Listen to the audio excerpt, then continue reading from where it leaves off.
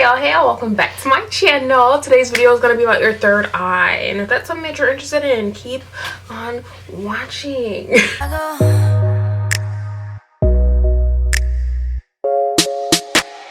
Everything I do it with a passion. If I gotta be a bitch, I'ma be a bad one. Okay, so like I said, this video is going to be about your third eye, and I know that this has become a very popular thing, and people out here about to ruin themselves. It's absolutely crazy. But if you are interested in opening your third eye, this video is for you. Not to detour you from wanting to, but to tell you the right way how, and also to tell you why you might not be ready, sis. You might not be ready for it. Your third eye. Okay, so your third eye is also known as your sixth chakra, also known as your pineal gland. For those of you guys who don't know, your pineal gland can be calcified by your diet, by the water, by the air, by your toothpaste fluoride, by there's all types of things that are inhibiting our pineal glands from working. When your third eye is open, you're able to see things as they really are. I'm always talking about discernment and being able to have discernment and being able to tell when things are right or being able to tell when things are off, and being able to tell what kind of spirits you're having around you, and being able to tell what kind of spirits you have lingering around you, being able to just feel different things, clairvoyancy, psychics, things of that nature. But just to start off, I want to tell you guys why you might not want to open your third eye. And then I also want to tell you guys about how to do it and how to do it the right way, because if you're going to do it, you're going to do it. And I feel like you need to know the right steps. So first thing, if you want to stay at your job, please don't open your third eye, because you're going to really start seeing things as they really is. You're going to see that things are honestly just a systematic setup. Everything is just a setup. Literally, like, you're working a job and they're putting a cap on how much you can make. You can't work so many hours at that job. Now, some of you guys might be like, oh, I could work 35 hours, or I could work 100 something hours a week. Yes, but you can only make it at a certain rate. You get what I'm saying? Like, they're putting a cap on how much you can make. And you also shouldn't have to work for things that the earth already provides for you for free. Like, who told y'all can monetize this? It literally still baffles me. But if you want to stay at your job, don't open your third eye. Another thing, if you are like obsessed with social media and you cannot take a break from it, your best bet is probably not to open your third eye, because you are going to be obsessed and angry and have different types of emotions, and you're going to know the truth, but you're not going to be able to detach from the system. Next thing, if you don't want to detach from the system, don't open your third eye. Yeah, if you don't want to detach from the system that we are living in currently, if you're not the type to go off grid, to be self-sustainable, know how to garden, literally living off of your own self, don't do it. Also, if you're not emotionally stable and mentally stable, do not open your third eye, because you will freak out, okay? Also, if you like eating meat, do not open your third eye, because it's going to completely ruin it for you.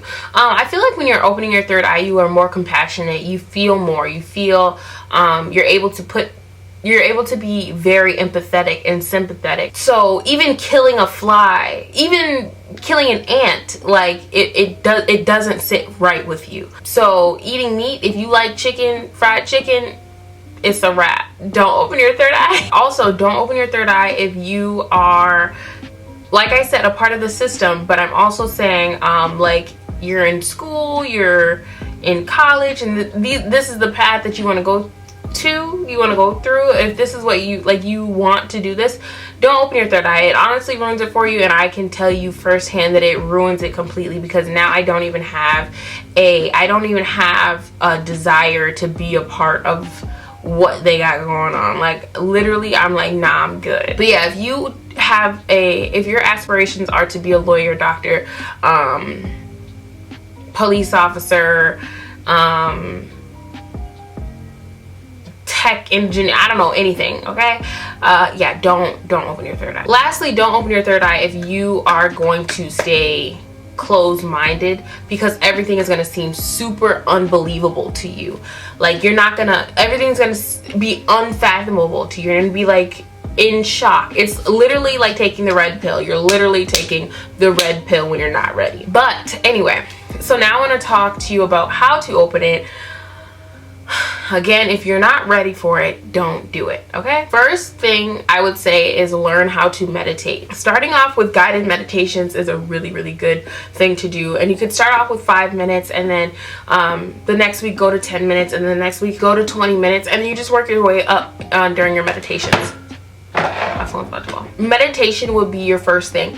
Making sure, because I also want to stress this, making sure you have a sound mind. If you are coming from a religion, you know exactly what I'm saying.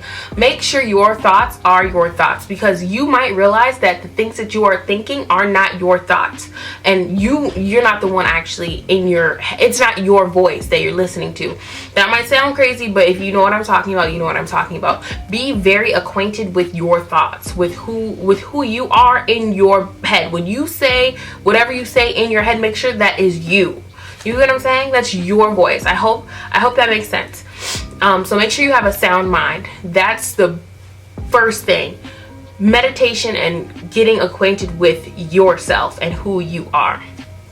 Next, I would say chakra work. So go from a root chakra meditation, you can do the affirmations for root chakra, and so on and so forth, all the way up into your crown chakra. You have more than 7 chakras, just so you know. But after you have really worked on each chakra and your shadow self, that is that's a different story for a different time. I will talk about that. But work on your shadow self and also your chakras. Okay. As you're working on your chakras, I think it's just it'll naturally come that you will start to change your diet, because you're not going to be feeling the same way about the foods that you're eating.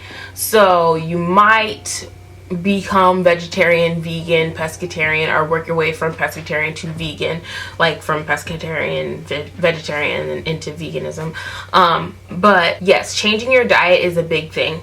Also learning about herbs. I would learn about herbs that cleanse your body. Oh my goodness, learn about all that. I really can't say too much about that on YouTube, because y'all know.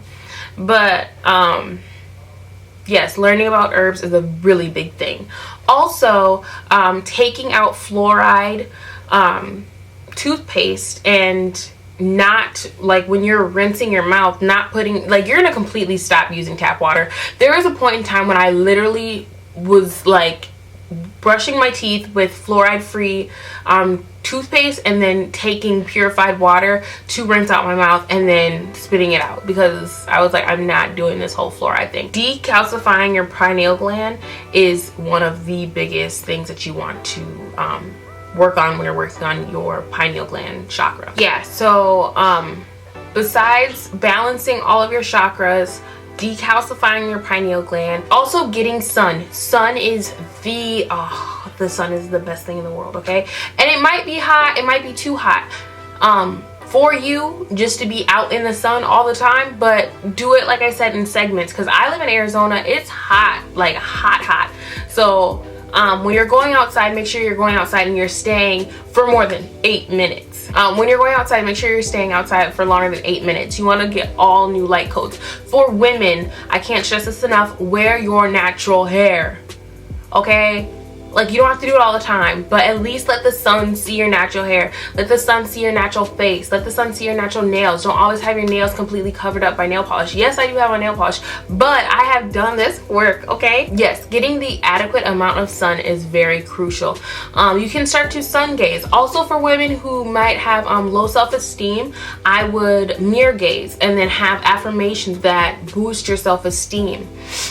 That's a really big thing. Also, building your confidence, because if you don't have confidence on a spiritual level, and if you don't have confidence on a physical level, you're not going to have confidence on a spiritual level, and you're really not going to be sure on what you're doing. You're not going to, like, you're going to be guided to do things, but you're going to be iffy on it, okay? Also, repairing your child self, okay? Your inner child. Also, repairing your inner child is going to be a big thing. I think I'll do a separate video on that, but this is just going into all of the things that I think that you should be doing if you're trying to open your pineal gland. Now you're probably seeing that this is a lot of work, and yes, it is a lot of work. But yeah, you guys can also get crystals. Crystals really help, and this is why you see a lot of people with crystals that are going on this path. So like amethyst is really good for your pineal gland. Clear quartz is really good for your pineal gland. Selenite is really good for your pineal gland, and you'll start to learn that colors are frequency. So most of your red crystals are going to be working on your root chakra. Orange is going to be working on your sacral chakra. Yellow is going to be working on your solar plexus, and then green, and then blue, and then purple, and then, you get what I'm saying? So all of these different colors, they're all resonating on this and vibrating on the frequency that you want to be repairing on said chakra. So like yellow, this is correlating with my solar plexus. If I were to wear all white, that would be me vibrating on a physical level also in my crown chakra. If you're wearing purple, that is the same thing. I hope that's making sense. So colors are also vibration. So if you have a bunch of purple around you, you are going to be trying to focus on your purple chakra. I hope all that makes sense. If you guys have any more questions, I will go ahead and answer them, but I don't know exactly what you guys don't know, and I don't know exactly what I should be focusing and honing in on. So yeah, comment that down below, and yeah, tell me if you guys like the series of spirituality and things of that nature. So yeah, that's all I got to say. Bye y'all.